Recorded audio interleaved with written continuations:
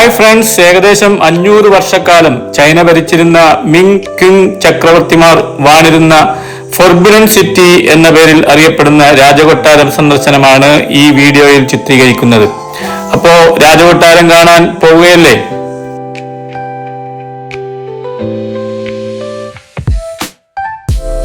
Forbidden സിറ്റിയിലേക്കുള്ള പ്രധാന gate കൂടിയാണ് Tiananmen gate. അത് കടന്നാൽ 1400 മുതൽ 1912 വരെ ഏതാണ്ട് 500 വർഷം ചൈന ഭരിച്ച മിങ് ക്വിങ് ചക്രവർത്തിമാരുടെ രാജകൊട്ടാരമാണ്. ഫോർബിഡൻ സിറ്റി എന്നറിയപ്പെടുന്ന ഈ കൊട്ടാരം ഇന്നൊരു മ്യൂസിയമാണ്, പാലസ് മ്യൂസിയം.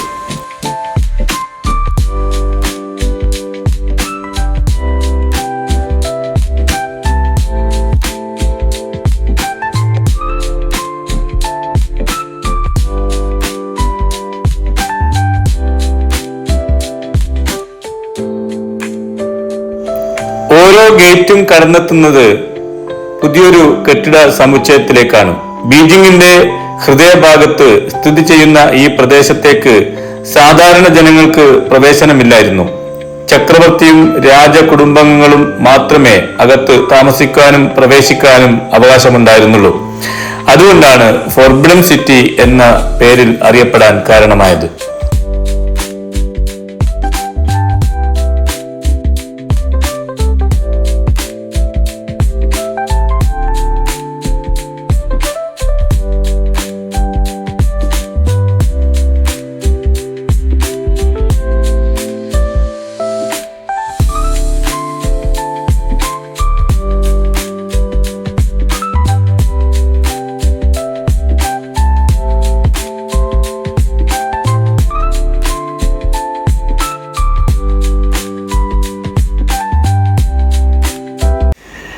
ആയിരത്തി 406 ആരംഭിച്ച് ഏതാണ്ട് 10 ലക്ഷം തൊഴിലാളികളുടെ കഠിനമായ യത്നത്തിലൂടെയാണ് 1420 ഇത് പൂർത്തിയാക്കിയത്.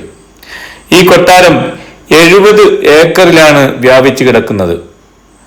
കൊട്ടാര സമുച്ചയത്തിൽ 980 കെട്ടിടങ്ങളിലായി 8700 അധികം മുറികളാണുള്ളത്.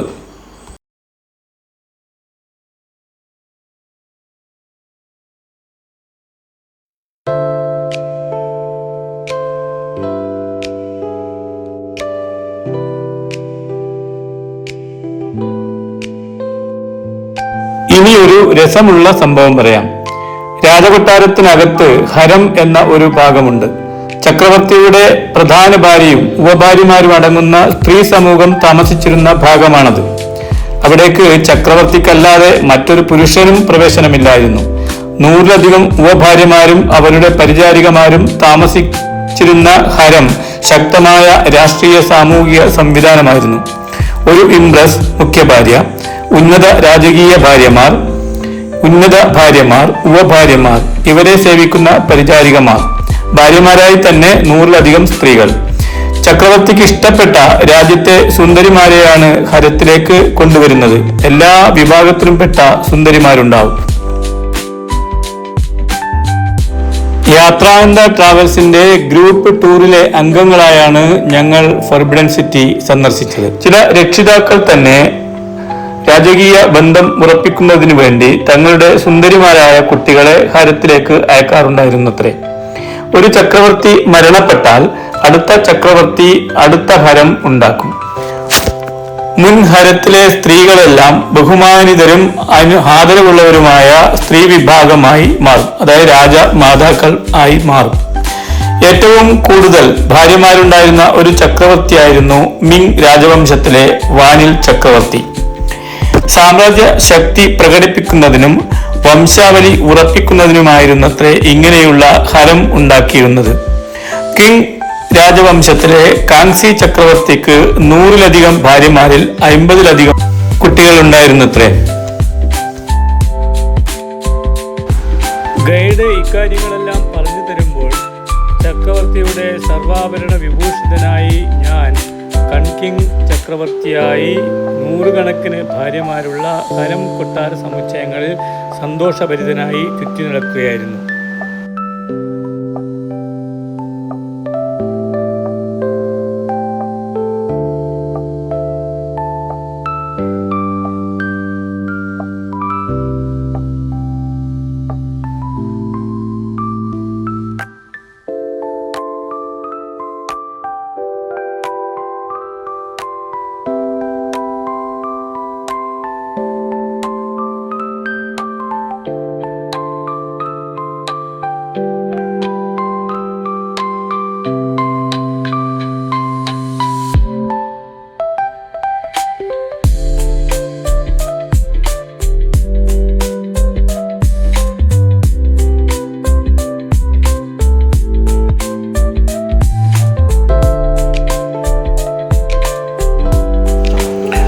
കൊട്ടാരത്തിലെ ഓരോ ഗേറ്റും കടക്കുമ്പോൾ കാണുന്ന പ്രധാന കെട്ടിടങ്ങളാണ് Hall of Supreme Harmony, Hall of Central Harmony, Hall of Preserving Harmony, Place of Heavenly Purity, Hall of Union, Place of Earthly Tranquility എന്നിവയാണ്.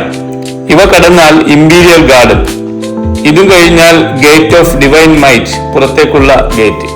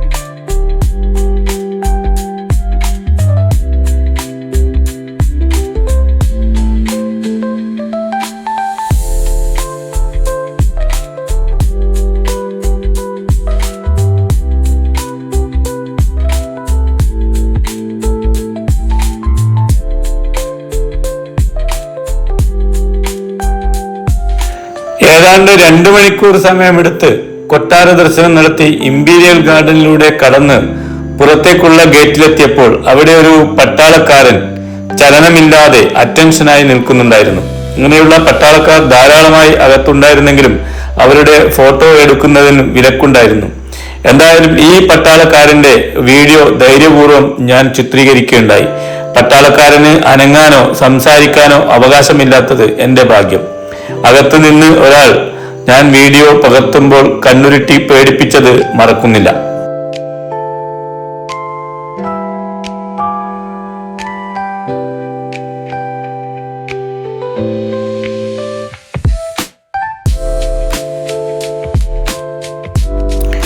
ആയിരത്തി 1987 യുനെസ്കോ ലോക പൈതൃക പട്ടികയിൽ ഉൾപ്പെടുത്തിയിട്ടുള്ള ഈ കൊട്ടാരത്തിന് ചുറ്റുമുള്ള കിടങ്ങിൽ വെള്ളം നിറഞ്ഞു കിടപ്പുണ്ടായിരുന്നു.